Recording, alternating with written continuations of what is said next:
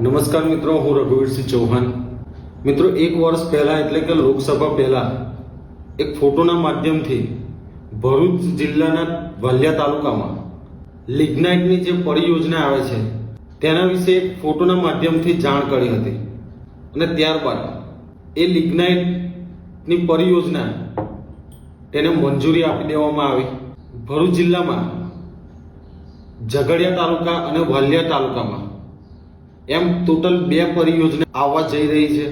તો એક પરિયોજના છે કે વાલિયા તાલુકામાં વાલિયા લિગ્નાઇટ ખાણ પરિયોજના, જેમાં વાલિયા તાલુકાના ચોરામલા, સિંગલા, વિઠ્ઠલગામ, વાદળિયા, ઉમરગામ, સોડગામ, રાજગઢ, ઇતકલા, પીઠોળ, દહેલી, ભમડિયા, જાંબુગામ, ભરાડિયા, સોડગામ, કોસંબડી, લુણા, સિનાડા અને ટુણા જેવા ગામો આ પરિયોજનામાં આવરી લેવામાં આવ્યા છે, જેની મંજૂરી 3/7/2023માં જીએમડીસી સાથે ભરૂચ જિલ્લા કલેક્ટર દ્વારા મંજૂરી આપવામાં આવી. અને બીજી પરિયોજના દમલાઈ લિગ્નાઇટ ખાણ પરિયોજના ઝઘડિયા તાલુકામાં કયા કયા ગામડા? તો શિયાલી, આમોદ, દમલાઈ, મોરણ, પડાલ, પડવાણિયા વગેરે જેવા ગામો આ પરિયોજનામાં આવરી લેવામાં આવ્યા છે.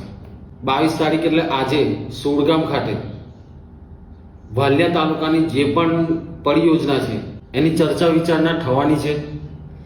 જ્યારે દમલાઈ લિગ્નાઇટ પરિયોજના છે તેની ચર્ચા 24 એપ્રિલ 2025ના રોજ ઝઘડિયા તાલુકામાં થવાની છે.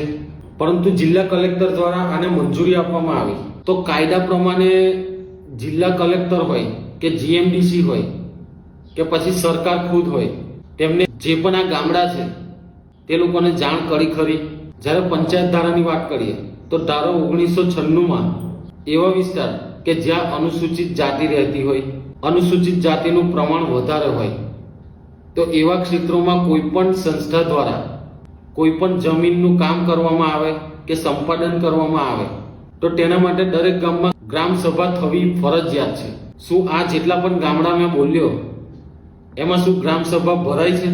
ગ્રામ સભા દ્વારા લોકોને જાણ કરવામાં આવી છે કે અમારા વિસ્તારમાં લિગ્નાઇટની પરિયોજના આવવા જઈ રહી છે. ગુજરાત લેન્ડ રેવન્યુ કોડ 1979ની ધારા 73AA ચોખ્ખે ચોખ્ખું જણાવ્યું છે કે ભૂમિ અથવા જે પણ જમીન જ્યાં આદિવાસી પટ્ટો હોય, અનુસૂચિત જાતિ રહેતી હોય, તો તેવી જગ્યા તેવા ગામડાઓમાં ગ્રામ સભા ભરવી ફરજિયાત છે. ગ્રામ સભામાં મંજૂરી લેવી ફરજિયાત છે. પરંતુ આ જે પણ પરિયોજના આવી છે તેના સંદર્ભમાં ગ્રામ સભા ભરાય છે, લોકોને જાણ કરવામાં આવી છે કે નહીં તે જોવાનું રહ્યું. 100% તો ગ્રામ સભા ભરાય જ નથી. જ્યારે સુપ્રીમ કોર્ટમાં પણ 1997ના જે પણ નિર્ણય લીધો તેમાં સુપ્રીમ કોર્ટે પણ જણાવ્યું છે કે જ્યારે ગેર આદિવાસી સંસ્થા જ્યારે આદિવાસી વિસ્તારમાં કે આદિવાસી ગામડાઓમાં જમીન લે, જમીન સંપાદન કરે તો એ કાયદાનું ઉલ્લંઘન કરેલ હશે એમ માનવામાં આવશે. પરંતુ ભરૂચ જિલ્લામાં કલેક્ટર દ્વારા આની કોઈ તપાસ નહીં, ડાયરેક્ટ મંજૂરી આપી દેવામાં આવી. મિત્રો, ઘણા વાલિયા તાલુકામાં મોટા ભાગે લોકો ખેડૂત છે, લોકો ખેતી કરે છે, તો એમની જમીનોનું શું? ખેડૂત ક્યાં જશે? ચાલો ખેડૂતની તો વાત જાણીએ કે કદાચ એમની જમીન સંપાદન થશે તો જે પણ વળતર મળશે તો બીજે ક્યાંક એમની જમીન લઈને અથવા મકાન, જમીન સ્થળાંતર કરીને પણ એમનું ગુજરાન ચલાવી લેશે. પણ ત્યાં રહેનારા જે પણ પછાત વર્ગ છે, આદિવાસી વર્ગ છે, તે ક્યાં જશે? તે કોનો સહારો લેશે? જે મજૂરી કરે છે, ખેત મજૂરી કરે છે, તો ખેતી કરવાની જમીન તો રહે જ નહીં, તો પછી એ લોકો ક્યાં જશે? આ સમજવા જેવું છે. આ જે પણ પરિયોજના આવે છે તે કોઈ સમાજનું ફાયદો કરવા માટેની પરિયોજના છે જ નથી. આ પરિયોજનાથી ખેત મજૂર છે, જે આદિવાસી છે, પછાત વર્ગ છે, જે મજૂરી કરીને દૈનિક રોજગાર મેળવીને લોકો ગુજરાન ચલાવે છે, તો એમની માટે આ નુકસાનકારક છે. આજે 22 તારીખે સોળગામ ખાતે આ પરિયોજનાની ચર્ચા વિચારણા માટે લોકો ભેળા થવાના હતા. ડેડિયાપાડાના ધારાસભ્ય શ્રી ચૈતરભાઈ પણ આ સભામાં ઉપસ્થિત રહેવાના હતા અને આવનારી 24 એપ્રિલે ઝઘડિયા તાલુકાની જે પરિયોજના છે તેની પર ચર્ચા વિચારણા માટે સભા યોજાવા જઈ રહી છે.